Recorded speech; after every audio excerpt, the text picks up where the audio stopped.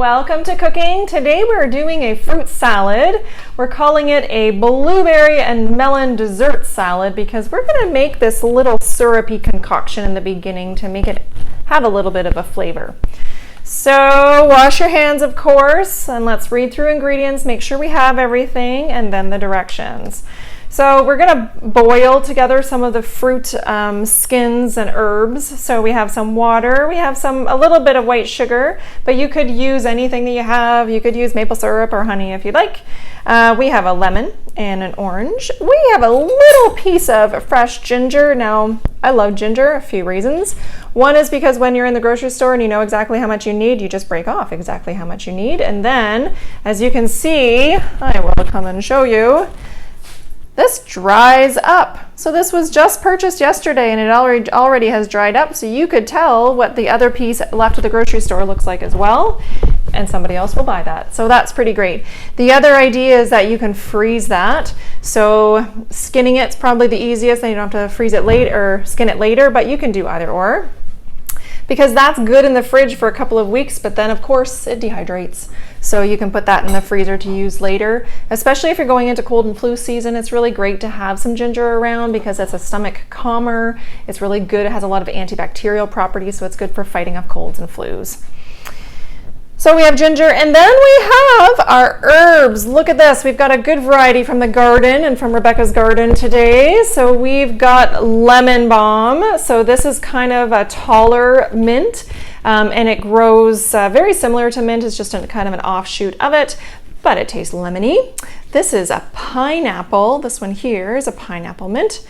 This is an apple mint, and then this here is a regular mint. So I'm not sure which one we're going to choose today. We'll see how we feel. But we could do a couple, a lemon with another one, and get a few different flavors in there.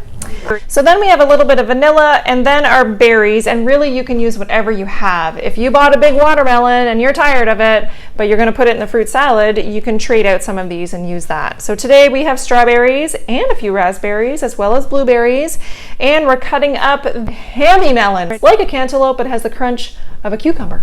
So it's very, very tasty.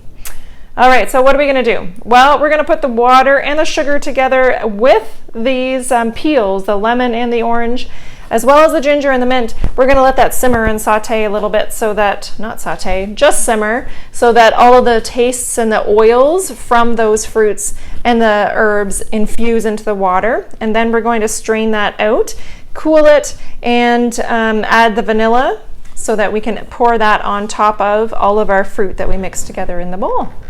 So let's get started. So we have got a half a cup of water already pre-measured.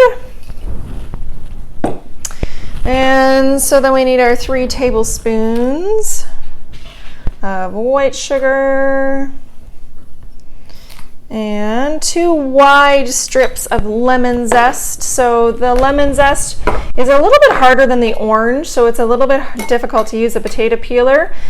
So the easiest way to go about it is just using a knife, but you just have to be really careful to try to not get that white pith, because the white pith is bitter. So there, we did a pretty good job. So we're going to use a couple of those and put those in. I love the smell of lemon. It's so refreshing. So then it calls for 2 wide strips of orange zest. So same thing here. These aren't overly wide, so we're going to add a few, but the orange peels much better, and the white isn't as bitter, but you can see that that peels really well just with a potato peeler. So that's really easy to do.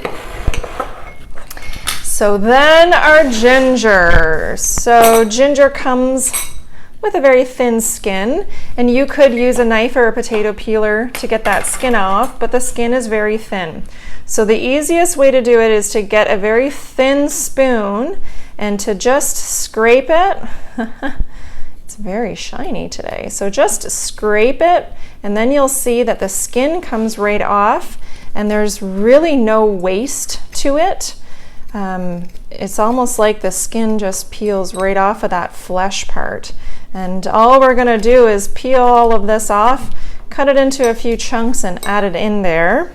It calls for a half of a teaspoon, so Actually, we might not use the whole thing or else it would be very overpowering in the ginger end. So you get to the end and it's hard to peel in those really like creviced areas. So sometimes I have to use a knife in there.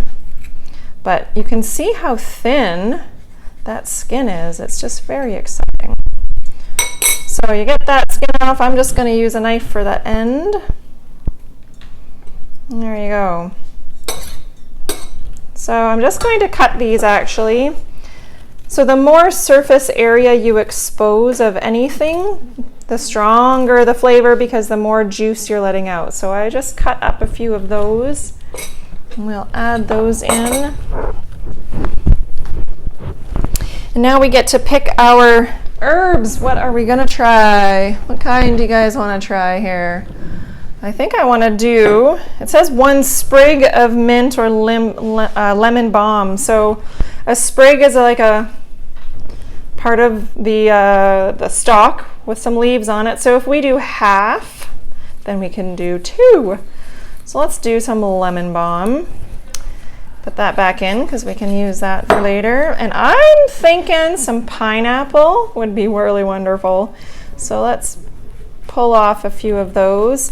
So you don't really want to add the stalk to it because the stalk is fibrous and really doesn't have a whole lot of flavor. And Marianne has fully washed these and dried them. That's why that they are sitting nicely in that cup because they have been drying in that cup. So now I just want to rip these apart to expose more of those oils that are those essential oils that are in them. And there we have our juice. We are going to be able to put that on the stovetop and simmer it uncovered for about 5 minutes. Just the heat is going to open up those pores and open up some of those juices. So we're just gonna, I already turned my element on. So we'll wait for it to simmer.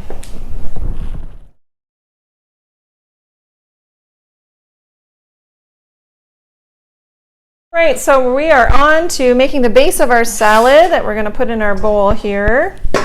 So it says 2 cups of blueberries, 2 cups of strawberries or raspberries, and then 2 cups of cantaloupe, which is coming as well. So these have been pre-measured and drying right here. So as long as I just want to make sure there's no stems or that one's just a little bit smushy, but those look good. So we'll dump all of those in. Perfect, thank you, Marianne. So there we go. There is our cantaloupe / cucumber melon. Let's dump all of these in as well.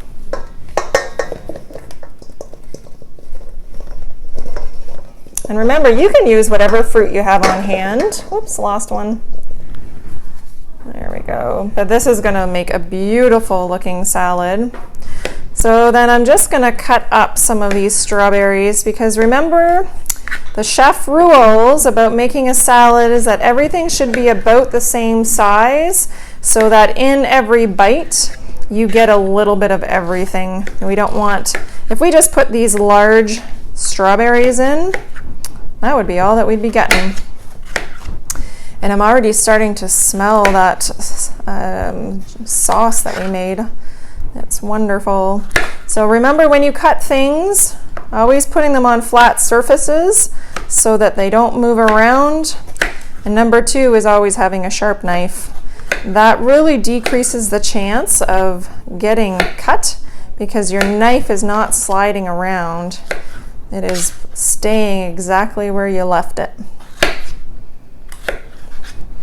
So these strawberries are nice and fresh and local, so you're going to be guaranteed a really good flavor. It's wonderful when we can get some local berries, just because that means they were left on the vine or the bush or the tree as long as possible. So more vitamins and minerals in them.